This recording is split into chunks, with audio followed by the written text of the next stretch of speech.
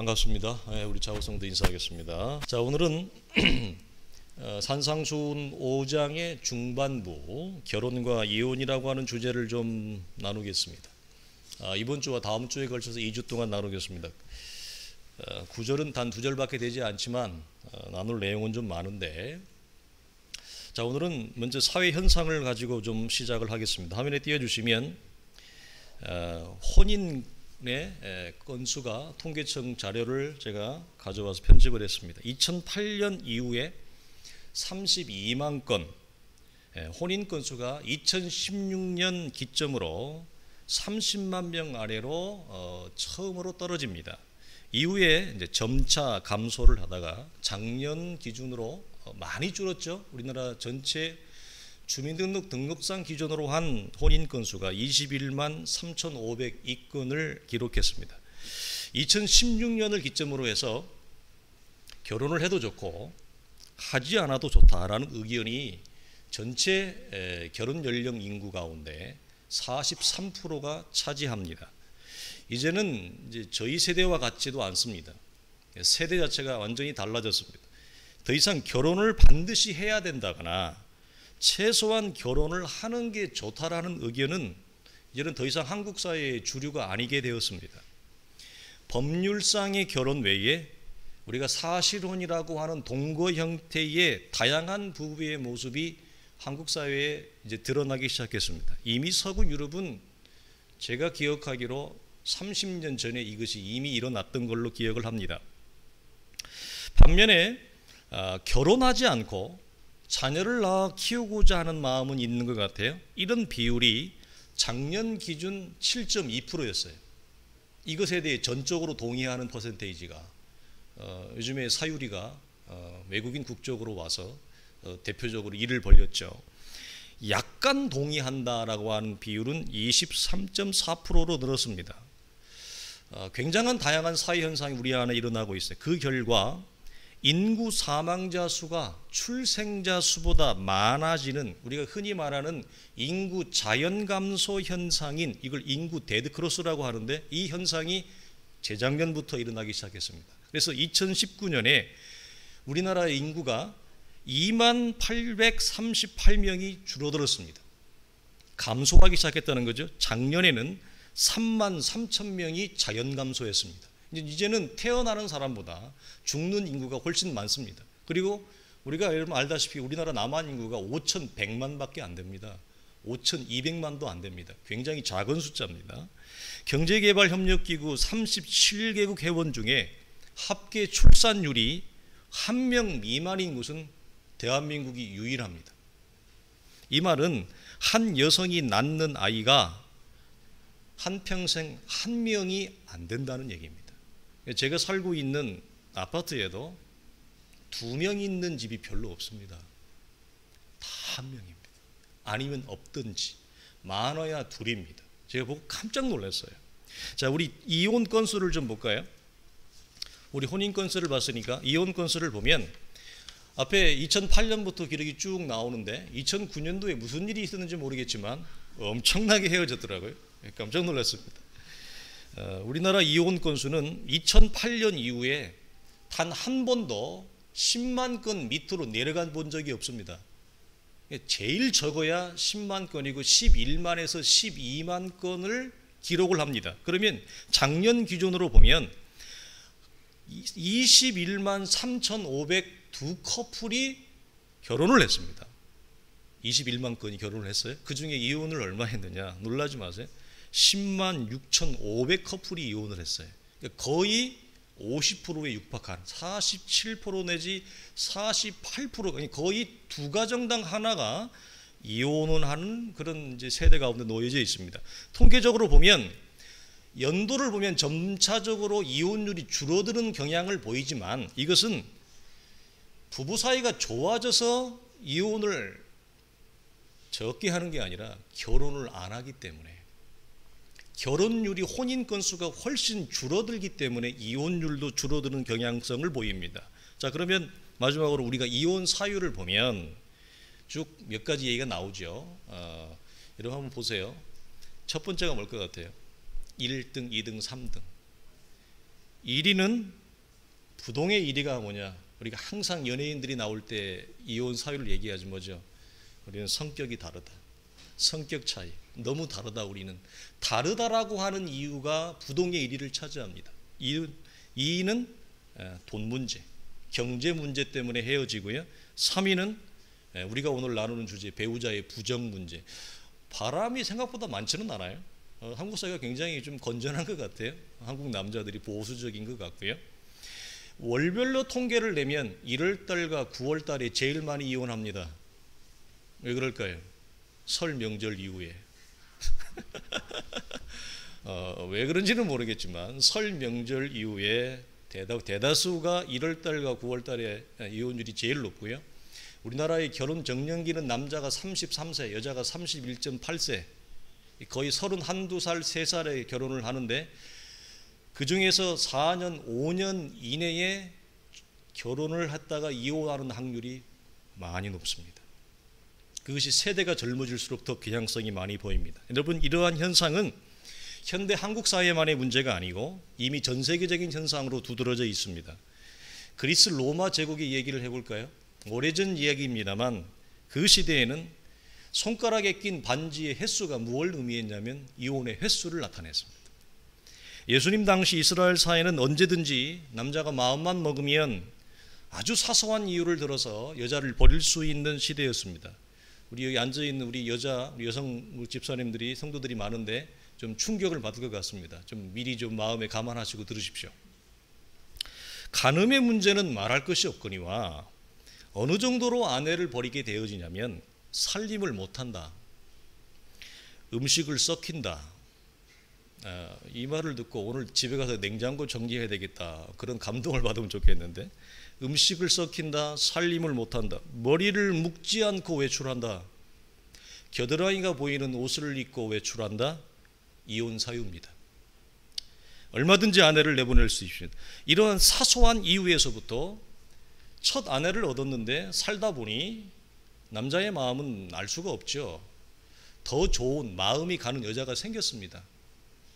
그래서 첫째 아내를 버리는 것을 두려워하지 않고 어렵지 않게 버렸던 시대입니다.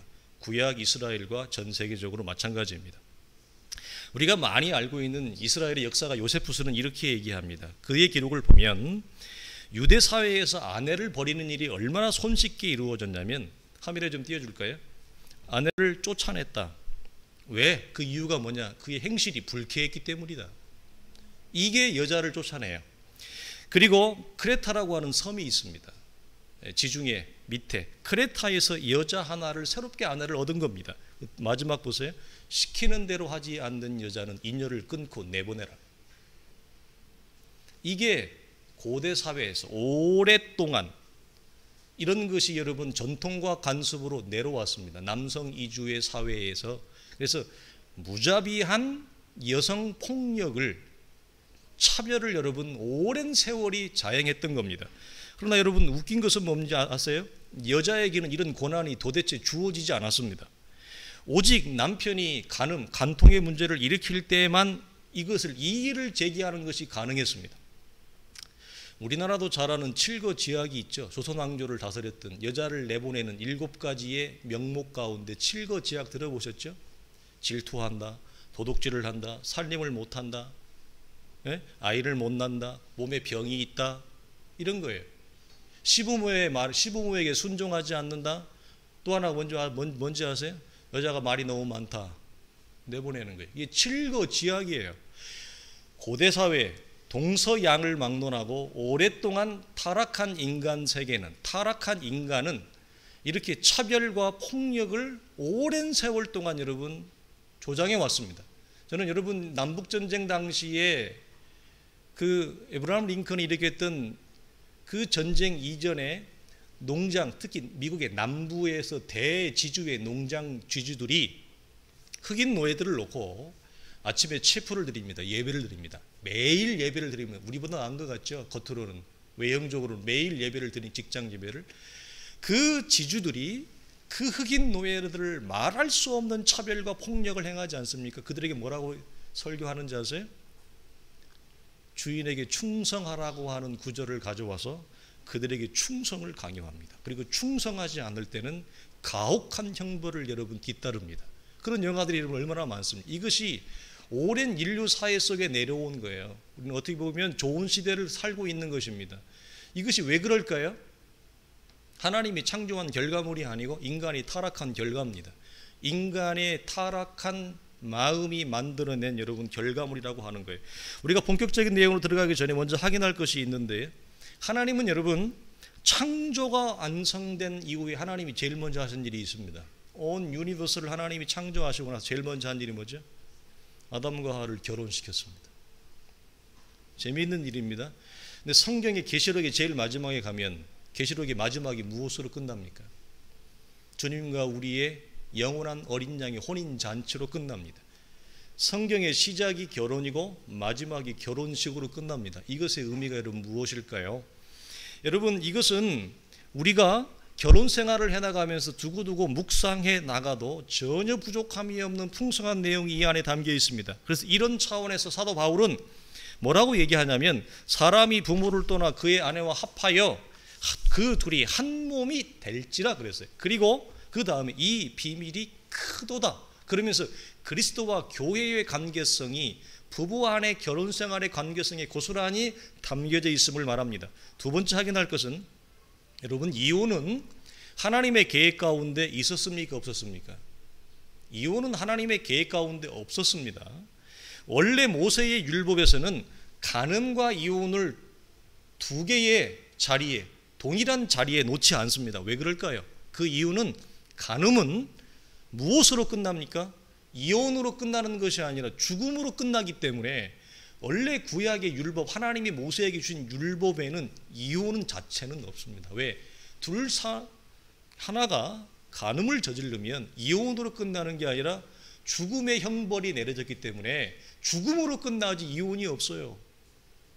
그러나 여러분, 재미있는 것은, 놀라운 것은, 이 하나님의 의도에 없었던 이혼을 이스라엘은 만들어냅니다. 우리가 계속 율법에 대해서 나누면서 갖는 주요한 놓치지 말아야 될 굵직한 가닥이 있어요. 그게 뭐죠?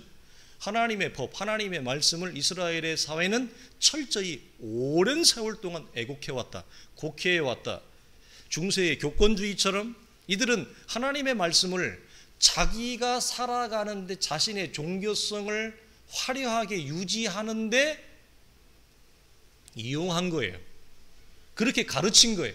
백성들을 위해 가르친 것이 아니라 하나님의 나라를 위해 하나님의 말씀을 가르친 게 아니라 자신의 권자를 유지하기 위해서 하나님의 말씀을 바꾸었다. 오랜 세월. 그래서 너희가 이렇게 들었으나 나는 너희에게 이르노니라고 하는 말 속에 들어져 있는 하나님의 메시지였습니다.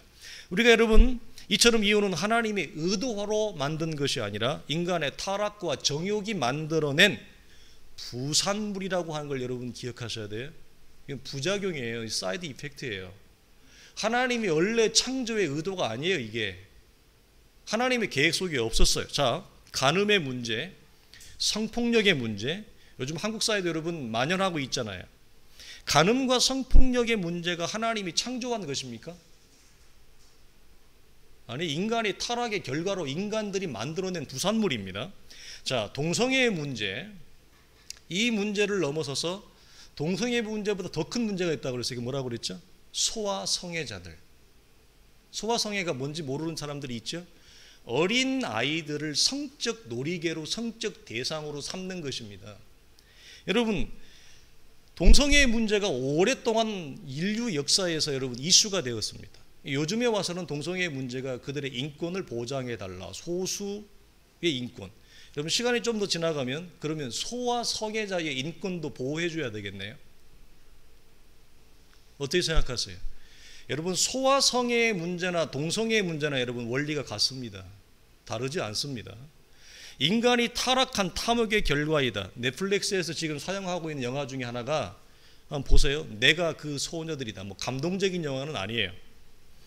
그 영화는 실화를 바탕으로 만든 영화인데 어린 소녀들을 납치해서 전 세계의 매춘굴에 팔아넘기는 영화입니다. 넷플릭스에 제작을 했어요. 그 영화의 마지막 자막은 미 국무부의 자료를 실제로 인용을 합니다. 화면에 띄워주세요. 원래는 영어로 써 있는데 번역한 거예요. 오래간만에 영어 했더니 번역하느라고 힘들었어요. 해마다 50에서 70만 명의 여성들이 인신매매로 여러분 팔려갑니다. 제3세계에서 실제 일어나고 있습니다. 이것이 지금 현재의 통계입니다. 그 중에 반 이상이 어린이들입니다. 이 어린이들이 여러분 어디로 가는지 아세요? 소아성애로 팔려갑니다. 실제로. 이게 여러분이 간단하게 쉽게 볼 문제가 아닙니다. 그 중에 돌아오는 아이들은 1% 미만입니다. 소아성애자로 팔려가다가 대부분 죽습니다. 놀이객교로 살다가 대부분 어떻게 죽는지도 모르게 처리되어집니다. 이것이 우리가 살고 있는 전 세계에 일어나고 있는 현상 중에 하나라고 하는, 이것이 여러분 하나님의 창조의 의도인가? 아니에요. 이혼부터 이런 모든 성적인 타락과 폭력물은 인간의 타락과 인간의 정욕이 만들어낸 비참한 결과입니다. 자, 그러면 신명기 24장에 모세가 말한 이혼 증서는 목사님 무엇이란 말입니까? 바리새인들이 주님께 질문했던 거. 마태복음 19장 3절과 9절에서 주님은 두 개의 답변을 하는데, 첫 번째는 이렇게 답변을 합니다. 먼저 결혼에 대해서 주님이 답변을 합니다. 이혼 증서를 물었는데 이혼 증서를 나중에 얘기합니다. 자, 이렇게 얘기하죠. 바리새인들이 예수께 나와 그를 시험하여 이르되 사람이 어떤 이유가 있으면 그 아내를 버리는 것이 옳으니까. 예수께 대답하여 이르시되 사람을 지으시니가 본래 그들을 남자와 여자로 지으시고 말씀하시기를 그러므로 사람이 그 부모를 떠나 아내에게 합하여 그 둘이 한 몸이 될지니라 하신 것을 읽지 못하였느냐. 그런즉 이제 둘이 아니요 한 몸이니 그러므로 하나님이 짝지어 주신 것을 사람이 나누지 못할지니라. 이걸 먼저 얘기하세요. 그리고 여짜오되 그러면 어찌하여 모세는 이혼 증서를 주어서 버리라 명하였나이까. 예수께서 이르시되 모세가 너희 마음의 완악함 때문에 아내 버림을 허락하였거니와 본래는 그렇지 아니하니라. 원래 하나님이 모세에게 준 법에는 이혼이라는 제도 자체가 없어요. 근데 왜 그러면 허락했느냐? 인생의 악함 때문에 부득불 어쩔 수 없어서 하나님이 임시적으로 모세를 통해 허용을 했다는 거예요. 자, 이혼 증서를 부득불 모세가 허락한 이유는 목적이 뭐죠? 이혼을 해도 좋다가 아닙니다. 근데 하나님의 법을 왜곡하고 곡해하여 자기에게 편리하도록 바꿔왔던 이스라엘은 이걸 어떻게 바꿔요? 이혼을 해도 된다 그러더라. 된대. 하나님이 이스라엘은 이혼 증서를 이렇게 악용했습니다. 여러분, 원래 이혼 증서는 사회적으로 연약한 상태에서 법적으로 아무런 지위를 보장받지 못하는 연약한 상태의 여성들을 보호하기 위해서 이혼 증서를 준 것입니다. 그러나 그들은 봤지, 이혼 증서만 있으면, 이 딱지만 있으면, 이 페이퍼만 있으면 얼마든지 이혼해도 된대. 그것도 합법적이야. 그것도 법적이야. 공식적이야. 이렇게 얘기를 한 겁니다. 서론에서 나누었듯이 아주 사소한 구실에서부터 남자의 마음이 변심이 일어나는 것에 이르기까지 얼마든지 아내를 버리는 것이 쉬운 사회였기 때문에 그 타락한 사회에서 여자들을 지켜내기 위한 최소한의 장치가 뭐였냐면 이혼 증서였어요. 그래서 조건이 있어요. 옵션을 달아놔요. 단, 간음의 문제, 간통의 문제에서만 그 옵션을 조건을 달아놓은 겁니다. 그 문제 외에는 결코 네 아내를 버려서는 안 된다. 버리지 말라. 이 말입니다. 이렇게 모세가 천명을 한 거예요. 그러나 혹 간음의 문제가 부부 사이에 일어난다 할지라도 이혼 증서를 작성하기 위해서는 최소한의 2명 이상의 증인을 법적으로 동원을 하게 만들어 놨어요. 이혼 증서가. 그러니까 훨씬 더 이혼을 복잡하고 까다롭게 만들어 놓은 겁니다. 증인까지 동원하며 장로님들 앞에 가서 이걸 받아야 되고 문서로 기록을 해야 되는 것입니다. 자, 신명기 19장 볼까요? 사람의 모든 악에 관하여 또한 모든 죄에 관하여는 한 증인으로만 정할 것이 아니요 두 증인의 입으로나 또는 세 증인의 입으로 그 사건을 확정할 것이다. 한 사람이 얼마든지 모함할 수 있으니 한 사람의 말만 듣지 말고 두세 사람의 증인을 모아 이것이 과연 타당한지를 법적으로 확증하게 하는 거예요. 이렇게 만들어 놨어요. 그래서 이렇게 한 이유는 어디 있죠? 아내를 버리지 못하도록. 쉽게 마음을 정리하지 못하도록. 자, 이혼 증서에는 이런 장치도 있어요. 자, 이혼 증서를 이제는 받은, 공식적으로 합법적으로 받은 여자는 우리식으로 얘기하면 이제 도장 찍은 거 아닙니까? 다른 남자와 재혼할 권리가 주어집니다. 다른 남자와 결혼할 수가 있습니다. 로마서 7장에서 율법에서 자유해진 여자는 남편의 법에서 자유해지듯이 이런 자유가 주어져요. 이혼 증서를 주고 아내를 내보낸 남자는 그 마음의 의도가 뻔하죠. 이런 당시의 사회에서 기회라 생각하죠. 아유, 드디어 저 여자를 처리했다. 꼴도 보기 싫었는데 잘됐다.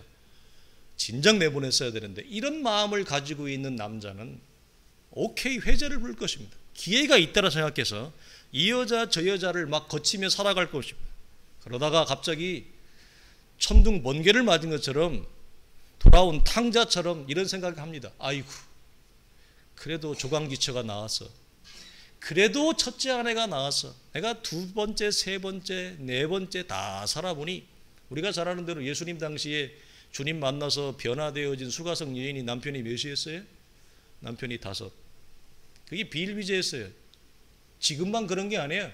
여러분, 유럽사에 가면 우리 기숙사 1층에 쓰고 있는 그 로페이가 있었는데, 로페이 부부는 우리 하민이 하민을 되게 이뻐하고 잘 봐줬는데, 케어해줬는데, 그들은 재혼, 삼혼하는 것이 뭐 어렵지 않습니다.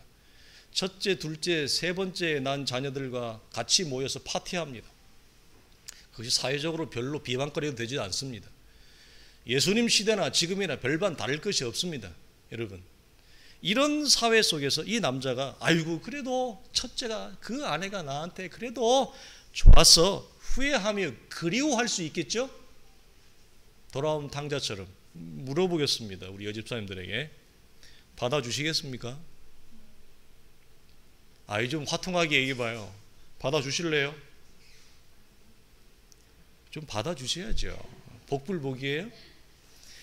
여러분, 이혼 증서의 마지막 심겨놓은 이 하나님의 무서운 장치는 뭔지 압니까? 다시 못 돌아갑니다. 못합니다. 이혼 증서를 법적으로 두세 증인을 동원하여 확증하여 이혼 증서를 작성하고 난 이후에 둘 중에 하나가 돌아온 탕자처럼 마음의 회심을 했습니다. 그래서 첫째 아내와 남편에게 돌아가려고 할 때 못 돌아갑니다. 다시 재결합하지 못하도록 장치해놨어요. 이혼 증서는 묻겠습니다. 결혼을 하고 이혼을 쉽게 만든 것입니까? 이혼을 해도 좋다고 만든 것입니까? 이혼을 더 어렵게 하도록 만든 것입니까? 이렇게 한 이유는 생각하고 신중하게 고민하고 기도하고 인내하며 살펴본 이후에 결정하라.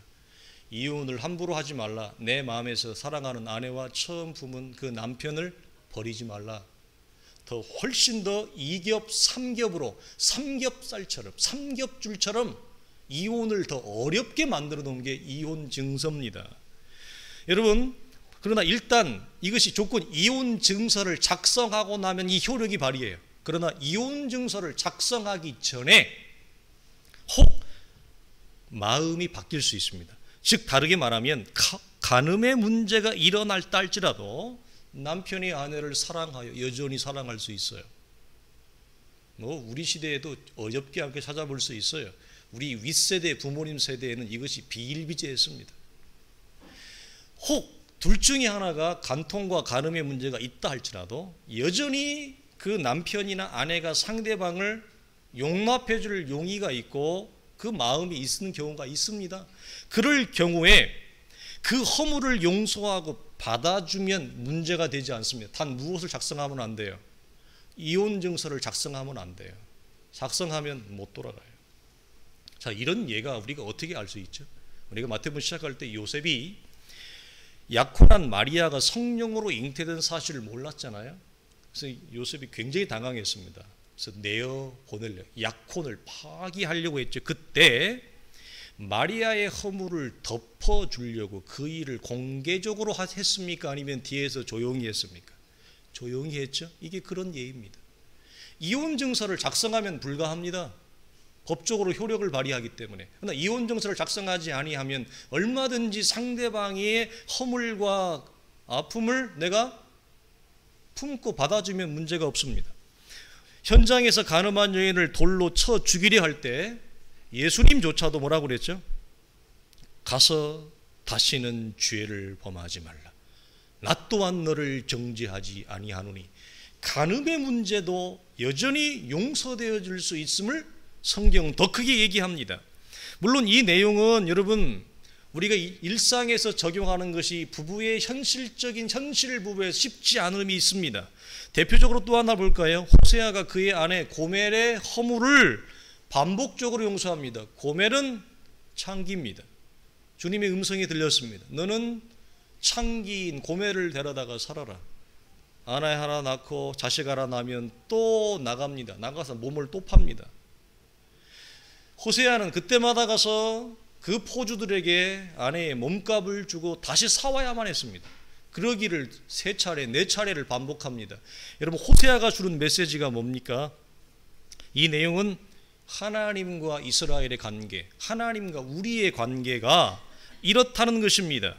이스라엘이 하나님에 대하여 지속적으로 영적인 간음죄를 범하고 그 간음죄에 대해서 여전히 하나님은 주님이 현장에 잡힌 여인을 용서해 준 것처럼 우리를 향하여 여전히 용서와 인자를 베풀고 있음을 말하죠. 자, 이 내용은 신랑 되신 우리 주님께서 우리가 범하는 영적인 간음죄는 주님이 우리에게 이혼 증서를 작성하고도 남은 이혼 증서를 작성하기에 충분한 조건을 우리가 이미 다 가진 거예요. 그럼에도 불구하고 주님 우리를 향해서 뭘 작성하지 않으신다. 이혼 증서를 작성하지 않으신다. 이 메시지를 담고 있는 게 호세아예요. 그래서 호세아는 싫지만 주의 말씀에 순종해서 그 창기가 되어져 버린 그 아내를 찾아오기를 반복합니다. 이것이 주님이 우리를 향한 인내와 사랑인 것을 성경은 얘기합니다. 그래서 그 허물을 가지고 주님이 십자가에서 우리를 위하여 죽으심으로 이혼의 관계가 아니라 우리가 영원한 혼인 관계가 맺어짐을 말하고 그 잔치의 클라이맥스는 새하늘과 새 땅이 내려오는 영원한 하나님의 나라의 혼인 잔치로 완성되어질 것을 호세아의 메시지가 담고 있는 거예요. 여러분 이처럼 모세의 율법은 이혼을 제어하고 이혼을 막기 위해 2중 3중의 안전장치와 브레이크를 담아 놓은 것입니다. 그런데 이스라엘은 이걸 바꾼 거예요. 자기 입맛으로. 봐봐, 해도 된대잖아. 이혼 하라고 그랬잖아. 그래서 여러분 마태복음 19장을 가면 서기관과 바리새인들이 주님께 물을 때 간음이라는 말을 얘기하잖아요. 왜 모세는 그러면 이혼을 명하라, 이혼 증서를 내주고 이혼을 명하라 했습니까? 말을 바꿔요. 말 바꾸기 도사예요. 말 바꾸기 여러분 챔피언이에요. 이 사람들이. 그래서 주님의 말씀을 착착착 빼요. 이게 어디서 나오죠? 창세기 3장에 사단이 하와를 유혹할 때 하나님의 말씀을 가져오는데 핵심은 빼요. 그리고 사람의 귀에 듣기에 좋은 말만 딱 던져요. 꽂혀요. 이게 사단의 전략이에요. 오늘날도 하나님의 말씀을 곡해하는 자들은 하나님의 말씀이 본래의 의도의 핵심을 다 빼고 사람들의 귀에 꽂히는 말만 해요. 동일해요. 그래서 주님이 너희의 아비는 마귀다 이렇게 말씀한 거예요. 동일하게 그 원리와 뿌리가 같기 때문에. 자, 여러분 이혼 증서는 더 큰 악을 막기 위한 장치였다. 이와 같은 원리가 여러분 하나만 더 하고 마칠까요? 우리가 잘 아는 동일한 보복, 눈에는 눈, 이에는 이라고 하는 것. 여러분 이 법을 만든 이유가 뭐죠? 이 법을 만든 이유는 동일하게 같은 식으로 나에게 피해를 입힌 자에게 네가 보복해도 된다 이게 아니에요. 원래 목적이. 근데 이게 이제 이슬람 사회는 이걸 지금도 그대로 진행을 하죠. 원래 종교학적으로 불교는 힌두교에서 파생을 해요. 무슬림은 유대교에서 파생을 합니다. 그래서 이 뿌리를 갖고 있어서 이슬람 사회에는 유대교에서 유대교가 잘못 만든 타락한 종교 지도자들이 잘못 적용하고 해석해서 만든 법을 이슬람 사회는 뭐죠? 자신들의 정법으로 취득한 거예요. 채택한 거예요. 안타깝죠. 타락이 더 큰 타락을 이끌어냅니다. 여러분, 이 법의 목적은 자기에게 손해나 피해를 준 사람에게 최소한의 손실로 끝내라 이 말이에요. 무슨 얘기입니까? 인간은 누구나 잔인합니다. 악하기 때문에 누가 나에게 피해를 입혔을 때 피해를 입힌 만큼만 보복하는 사람은 없습니다. 지난주에 나왔던 오피스텔에서 영양실조로 저체중의 상태로 자기 친구를 죽인 그 2명의 청년 여러분 알고 계시죠? 그렇게 한 이유가 뭐라고 그랬대요? 자기 친구를 학대했는데 부모가 그걸 보고 고소를 했는데 그 고소에 대한 안갚음이에요. 그러면 자기도 그만큼만 해야 되잖아요. 눈에는 눈에만큼 해야 되잖아요. 이해는 이해만큼 해야 되잖아요. 피해를 준 만큼 피해를 줘야 되잖아요. 인간은 절대 그렇지 않다니까요. 누가 나에게 피해를 준다, 나에게 손실을 준다, 거기에서 멈출 사람이 없습니다. 그 이상을 반드시 뛰어넘어갑니다. 이것이 인간의 잔악성입니다. 인간의 악함입니다. 그래서 이 말은 부득불 이 법을 허락한 이유는 눈으로 그치라 이 말이에요. 이로 그치라. 더 이상 선을 넘지 마라. 거기까지만 해라 이 말이에요. 그것으로 족하다. 거기에서 너는 만족해라. 그 이상을 넘어가면 어떻게 하니까? 사람을 죽이니까. 그래서 눈에는 눈, 이에는 이는 그 사람을 동일하게 내가 보복해도 된다, 죽여도 된다가 아니라 사람의 생명과 위험과 인권을 지켜내기 위해서 부득불 인간의 완악함 때문에 임시로 허용한 거예요. 이거라도 하지 아니하면 어떡하니까? 사람을 죽이니까. 이거라도 하지 아니하면 막 여자를 버리니까 사회의 기관과 공동체의 기초가 다 흔들려 버릴 거 아니에요. 여러분, 로마 제국이 망하기 전부터 우리는 로마 제국 세망사를 읽어보면 압니다만 그들이 가지는 성적인 타락이 얼마나 만연했는지 여러분 알고 계시죠? 그 성적 타락이 무엇으로 이어집니까? 수없이 많은 가정의 몰락과 타락으로 연결됩니다. 사생아가 널려있는 시대였습니다. 중세 종교개혁이 일어나기 이전에 중세 수도원에는 사생아가 널려 있었습니다. 우리가 아는 대로 중세 수도원의 우물에는 대학살이 일어났습니다. 그런 것들이 무엇이죠? 인간이 가져오는 잔악함이에요. 이런 것들을 막기 위한 최소한의 장치로 뭐죠? 그래서 원래는 그렇지 아니하거니와 모세가 너에게 이것을 부득불 허락한 이유는 너희의 마음의 안악함 때문이라. 이렇게라도 하지 아니하면 어차피 하나님의 말씀을 안 듣는 시대이고 어차피 하나님의 말씀을 듣지 않는 사람들이 자신의 정욕대로 다 할 거 아니에요. 그러면 사회가 어떻게 되겠어요? 폭력과 멸망밖에 없죠. 주님 오시기 전에 스스로 멸망을 하는 것입니다. 그래서 그것을 막아내기 위한 최소한의 장치로 이혼 증서, 눈에는 눈, 이에는 이, 이런 것들을 마련해 놓음으로 그나마 일어날 수 있는 악이 그나마 최소화시키는 거예요. 이게 무슨 얘기인지 아시겠어요? 여러분, 이 세상은 주님이 오셔서 이 세상을 새롭게 정리하기 전까지 악의 문제, 죄악의 문제, 폭력과 차별 절대 사라지지 않습니다. 절대 사라지지 않습니다. 이 어차피 막을 수도 없고 우리가 일어나는 것을 어떻게 할 수도 없는 이 악을 그나마 최소한으로 만들어 놓은 게 뭐죠? 법적 장치인 것입니다. 그래서 서구의 기독교 선진 국가들이 만들어낸 모든 율법은 모세의 오경, 이 토라, 율법을 기초로 해서 성문법이 만들어집니다. 실제로 이 법학개론을 공부해 보시면 모든 서구 사회의 현대화된 헌법과 모든 법은 기초가 어디 있는지 아세요? 함무라비 법전이 아니에요. 바벨론의 그 법전이 아니에요. 모세의 율법을 기초로 해서 모든 율법이 다 만들어집니다. 실제로. 그래서 여러분 이 법이 가지는 목적이 뭐예요? 예, 인간의 악을 제어한대요. 어떤 분이 이렇게 표현해요. 파도가, 자 보세요. 지구의 공전과 자전 때문에 파도가 육지로 밀려오는 것을 막을 수 있나요? 우리가 막을 힘이 있나요? 자, 과학이 이렇게 발전을 했어요. 고도화된 과학 문명 기술이 있어요. 자, 우리 바닷가 여기 조금만 가면 바닷가 경주만 가도 보이죠? 여러분 성경할 때 가까이요? 그 밀려오는 파도를 막을 수 있어요? 인간의 과학 기술이? 물어봅시다. 막을 수 있어요? 기술이 발전했으니까. 물리학이 많이 발달을 했으니까 그걸 막을 수 있냐? 못 막아요. 과학은 하나님의 창조의 섭리 가운데 하나 끼어 있는 것에 불과해요.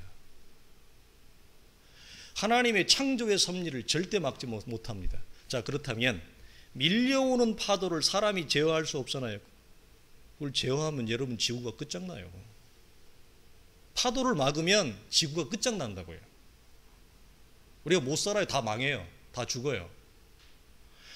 밀려오는 파도를 막을 수 없다면 그 파도를 최소화할 수 있는 게 뭐냐 이 말이에요. 그게 이혼 증서예요.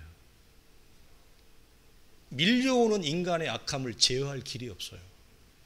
그걸 막기 위한 게 눈에는 눈, 이에는 이라 이 말이에요. 그래서 마음의 안악함 때문에 부득불 허락했느니라. 그래서 100으로 일어날 악이 30, 50으로 축소되어 일어나도록 만드신 거예요.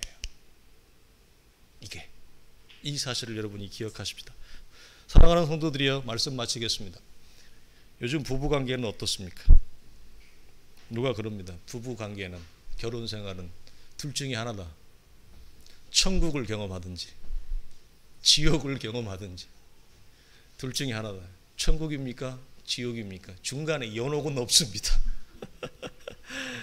여러분 오늘 말씀을 통해서 혹시 이혼 증서를 작성하고 싶은 분이 계셨다면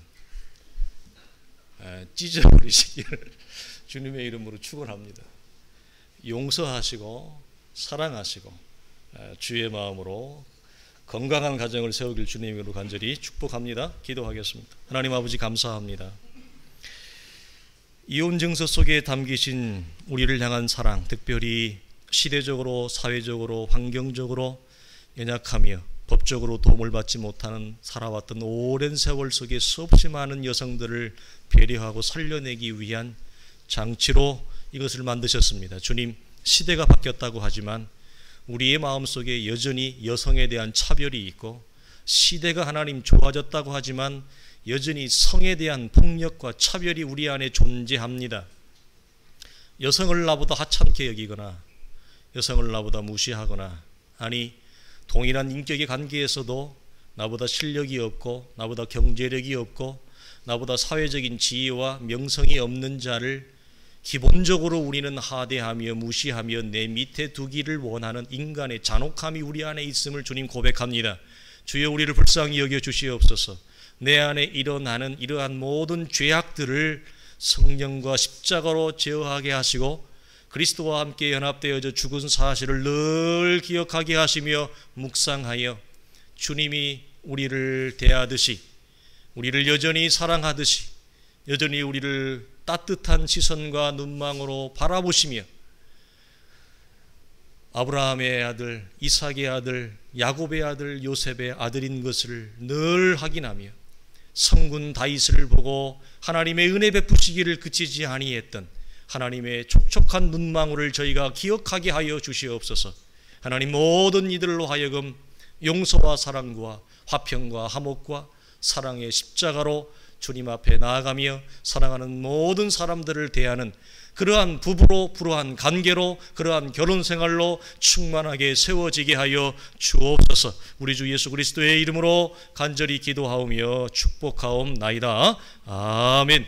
이제는 우리 주 예수 그리스도의 은혜와 우리 하나님의 크신 사랑과 성령의 감화감동 역사하심이 내 안에 상처를 준 남편, 내 안에 실망을 준 아내, 그리하여 다시 회복될 수 없는 감정이라고 생각했지만 하나님의 은혜가 찾아와 그 관계의 회복을 넘어, 그 상처의 회복을 넘어 용서와 화해와 사랑의 관계로 건강한 부부를 이루며 성경이 말하는 축복된 가정을 이루기를 원하는 사랑하는 온 성도들의 믿음의 거룩한 싸움과 용서와 화해 위에 이제로부터 영원토록 항상 함께 있을지어다. 아멘.